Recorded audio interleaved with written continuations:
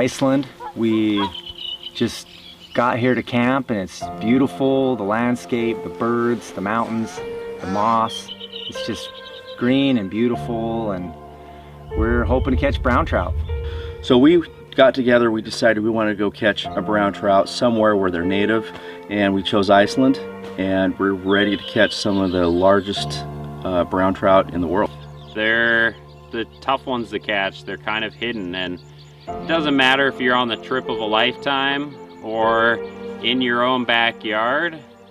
There's something special about these trout. We really enjoy seeing the predator side of fish, you know, that predatory response. Watching fish come out of maybe some structure and ambush a streamer is just really awesome. It's really fun. It doesn't matter really if you're fishing a small brushy stream in Utah, maybe a bigger well-known river like the Madison or the Beaverhead in Montana, the Great Lakes, or here in Iceland.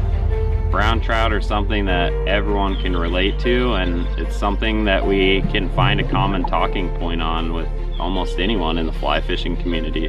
There's water all over the place. Lots of rivers, lots of streams that lead into these gargantuan sized lakes that hold enormous brown trout, and that's what we're here for.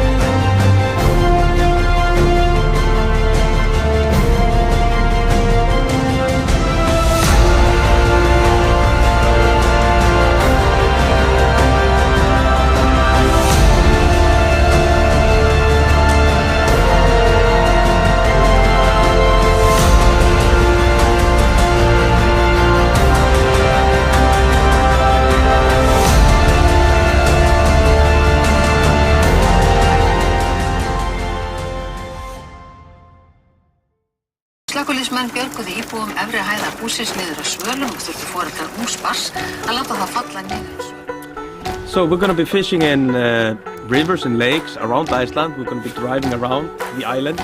We're going to visit Lake Thingvallavatn, and we're going to visit Big Laxá, Tungna River, Kaldakvísl River, and some other places as well. And our target is brown trout and Arctic char.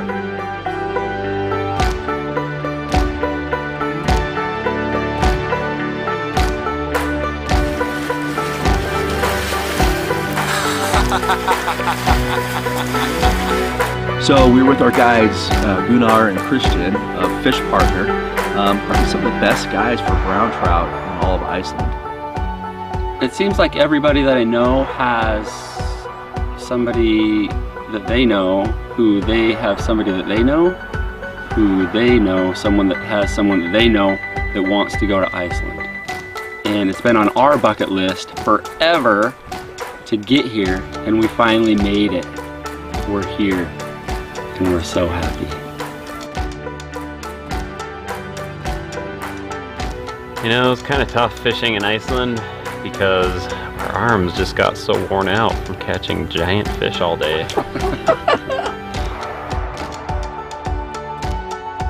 We had some super delicious Icelandic food. We had rotten fermented Greenland shark.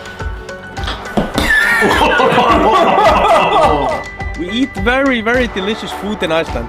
Liver of something, horse, Sheep faces.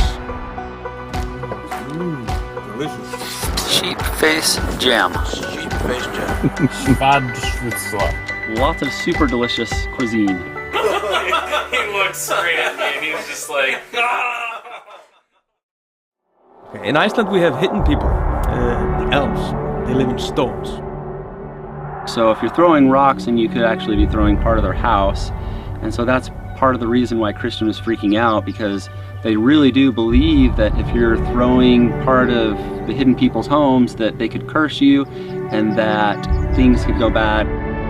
Very few people in Iceland can actually see them, but they do exist, and we all believe in them.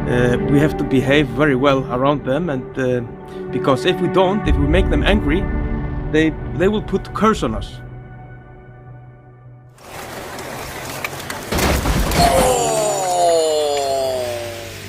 Here we are, about 2 o'clock in the morning, stuck on a rock, high-centered in the middle of a river, right above a waterfall, and we couldn't get off. We were hours away from anything, and it was super tough.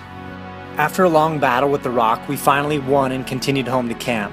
We were, however, beginning to wonder if we had been cursed. The next morning, we needed some additional luck with a big day ahead. We made an offering to the hidden people on our way to the previously inaccessible, unfished, and treacherous canyon reaches of the river that we dubbed the Hidden.